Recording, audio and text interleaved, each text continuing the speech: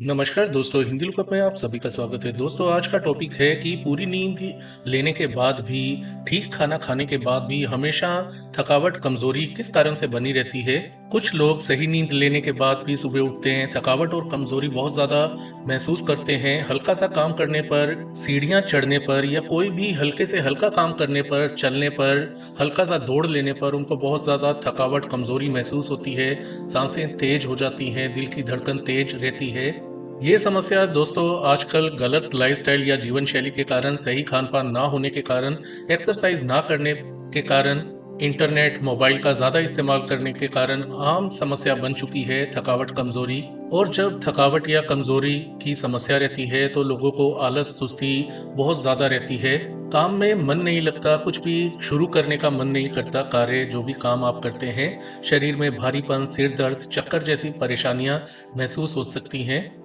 कई बार आप जब बैठकर खड़े होते हैं, आंखों के आगे अंधेरा छाना, सिर का हल्का हो जाना, चक्कर आना, ऐसी कई समस्याएं आपको होने लगती हैं। तो आज हम बात करेंगे कि पूरी नींद लेने के बाद भी थकावट, कमजोरी बने रहना के कारण क्या होते हैं सबसे बड़े, और साथ ही साथ हर कारण के साथ हम आपको उसका इलाज भी बताते जाएंगे ताकि आपको किसी दवा के बिना इस समस्या से छुटकारा मिल जाए।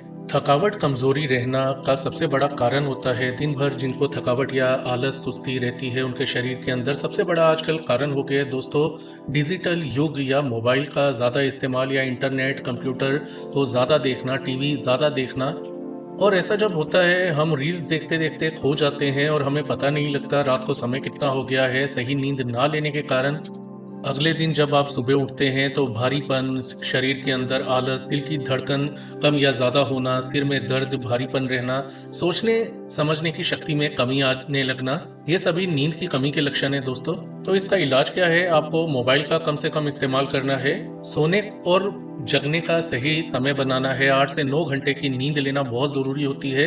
सोने से पहले नींद नहीं आ रही, मोबाइल बंद करके, कंप्यूटर बंद करके, लैपटॉप बंद करके आप गहरी सांसें लीजिए, आंखें बंद करके मेडिटेशन या ध्यान लगाइए थोड़ी देर। नींद की कमी दोस्तों जो होती है सिर्फ थकावट नहीं लाती, बल्कि इसके साथ साथ high blood pressure, hormonal imbalance कर देती है। हार्मोन बैलेंस में नहीं रहते, जिसके कारण आपको कई प्रकार के शारीरिक और मानसिक समस्याएं होने लगती हैं। तो सही समय पर सोना और उठने की आदत बना लें।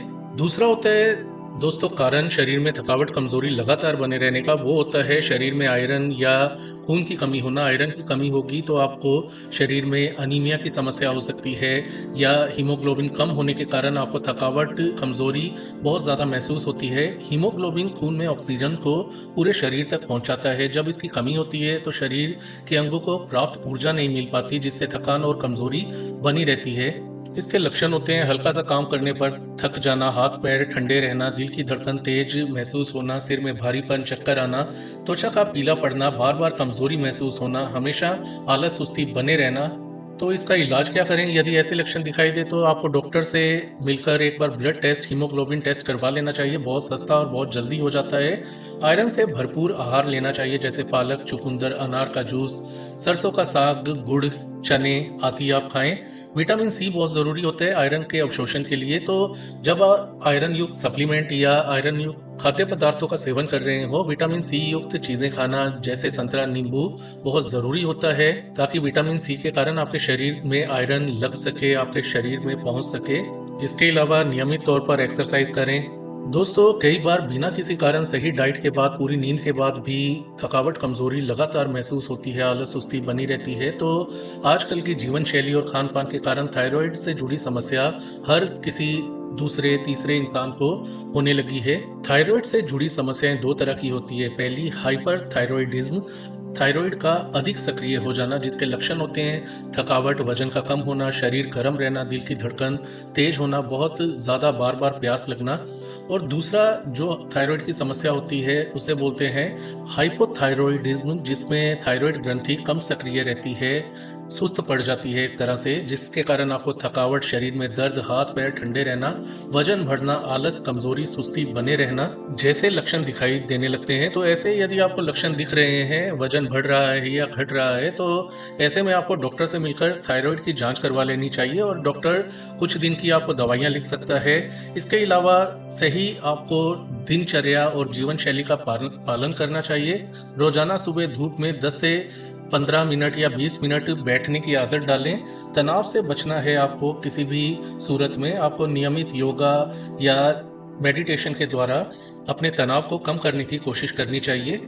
अगला कारण थकावट और कमजोरी लगातार बने रहने का होता है। ब्लड शुगर लेवल का अनियंत्रित हो जाना। जिन लोगों को डायबिटीज की समस्या होती है, उनके शरीर में पर्याप्त ऊर्जा नहीं मिल पाती उनके शरीर को, और ऐसे में उनको थकावट, कमजोरी, आलस, सुस्ती जैसे लक्षण महसूस होते हैं। इसके अलावा बार बार पेशाब आना, अचानक वजन कम हो जाना, चिड़चिड़ापन, मूड खराब रहना, धुंधला दिखाई देने लगना, बार बार पेट में या मूत्र मार्ग के अंदर इन्फेक्शन की समस्या होना, यदि ऐसे लक्षण दिखाई देते हैं तो आपको ब्लड शुगर लेवल की जांच करवानी चाहिए। डॉक्टर आपको दवा आपके जांच के हिसाब से देता है। भोजन को हल्का हल्का खाएं। एक बार में, 2 बार में भारी भरकम भोजन करने से बचें और थोड़ा थोड़ा भोजन 2-2 घंटों के अंतराल में खाएं, जिससे कि भोजन का पाचन सही से हो सके और आपके ब्लड में शुगर लेवल ज़्यादा ना बढ़ सके। चीनी और fast food, fatty food, fried food आदि से आपको परहेज रखना चाहिए। दोस्तों, मानसिक तनाव, एंजाइटी, डिप्रेशन की समस्या सीधा हमारे शरीर पर, पाचन पर बहुत बुरा असर डालते हैं। तनाव, एंजाइटी, डिप्रेशन आजकल थकावट और कमजोरी का सबसे बड़ा कारण बन गया है। जब दिमाग परेशान रहता है तो हमारा शरीर भी थका हुआ महसूस करता है। जिन लोगों को तनाव, एंजाइटी, डिप्रेशन की समस्या होती है, उनको हर समय आलस, सुस्ती बनी रहती है। छोटी छोटी बातों पर गुस्सा या चिड़चिड़ापन आना इसका भी लक्षण होता है। शरीर में दर्द, भारीपन रहना, किसी काम करने में मन न लगना, पेट में गड़बड़ी रहना, लोगों और परिवार वालों से बात करने में कतराना, यदि ऐसे लक्षण दिखाई देते हैं तो किसी अच्छे साइकियाट्रिस्ट से मिलकर कंसल्ट करें ताकि आपको सही दवा मिल सके और आपकी ये समस्याएं जड़ से खत्म हो सकें। इसके अलावा तनाव को सही करने के लिए, एंजाइटी, डिप्रेशन को दूर करने के लिए रोजाना ध्यान और योगा का आपको अभ्यास करना चाहिए। जो आपकी बातों को समझते हैं, परिवार वाले, दोस्त, उनसे अपनी परेशानियां या अपनी बातें शेयर करनी चाहिए, जिससे कि मन का बोझ हल्का हो जाता है। दोस्तों, अगला कारण होता है जो लोग नशा करते हैं। नशीले पदार्थ थकावट और कमजोरी को बढ़ाते हैं। एक बार तो आप उनको लेकर के ऊर्जावान महसूस करेंगे, लेकिन जब नशा उतरेगा तो उतनी ज़्यादा कमजोरी, थकावट, आलस, सुस्ती आपके शरीर में होगी। तो इसको आपको छोड़ना ही होगा, नशे की आदत को।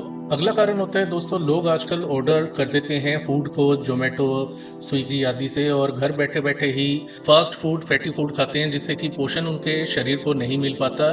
शरीर में पोषण की कमी होने से भी थकावट, कमजोरी, लगातार बने रहना की समस्या आती है। तो ऐसे में हेल्दी डाइट, फल, सब्जियां, दालें और जो भी जितना हेल्दी आप खा सकें उतना हेल्दी खाने की कोशिश करें। अगला कारण दोस्तों होता है जो लोग दिन भर सुस्ती में पड़े रहते हैं, मोबाइल, इंटरनेट देखते रहते हैं और लेटे रहते हैं, ज़्यादा एक्सरसाइज वगैरह में मन नहीं लगता उनको थकावट, कमजोरी की समस्या बनी रहती है। तो इससे छुटकारा पाने के लिए आपको सुबह और शाम को आधा आधा घंटा योगा करें। कुछ जो हॉबी है आपकी, साइकिलिंग, स्विमिंग, जॉगिंग, उसके लिए आप जाएं, टहलें और तेज तेज पैदल चलने की आप अभ्यास करें। ऐसा करेंगे तो शरीर की आलस, सुस्ती, थकावट, कमजोरी और जो गिरा हुआ ऊर्जा का स्तर है शरीर का, उससे आपको छुटकारा मिलेगा। इसके अलावा पेट से जुड़ी कोई समस्या हो, बदहजमी, गैस, पेट में इन्फेक्शन, तो भी आपको पेट में गड़बड़ी के कारण आलस, कमजोरी, थकावट, सुस्ती बनी रह सकती है। तो ऐसे में आपको पौष्टिक, हल्का फुल्का कुछ दिन दलिए का सेवन करना चाहिए। पानी जितना हो सके भरपूर मात्रा में पिएं। कुल मिलाकर दोस्तों, यदि आपको ये समस्या बनी रहती है तो ऐसे में आपको एक बार डॉक्टर से कंसल्ट तो करना ही चाहिए। हर 6 महीने बाद अपना blood test, blood pressure test, blood sugar test आपको करवाना चाहिए। थायराइड का टेस्ट भी या कंप्लीट हेल्थ चेकअप करवा लेना चाहिए, ताकि जो भी शरीर में समस्या आ रही हैं उनका आपको समय रहते उनका पता चल जाए और आप उनसे सही समय पर छुटकारा पा लें। तो दोस्तों, ये वो सबसे बड़े कारण होते हैं। हमने इलाज के बारे में भी जानकारी दी। कि आपको क्या करना चाहिए, क्या नहीं करना चाहिए। तो आगे भी हमने कई वीडियोस बनाए हैं पहले भी, तो उनको भी आप देख सकते हैं। इसके अलावा इसके बारे में हम विस्तार में और आपके लिए होम रेमेडीज़, घरेलू उपाय या घरेलू नुस्खे लेकर आएँगे। तो इस चैनल को आप सब्सक्राइब कर लें ताकि इस समस्या से आपको जड़ से छुटकारा मिल सके। तो आज के लिए इतना ही। इस वीडियो को लाइक करें, शेयर करें, चैनल को सब्सक्राइब करें। अपना ख्याल रखें। धन्यवाद।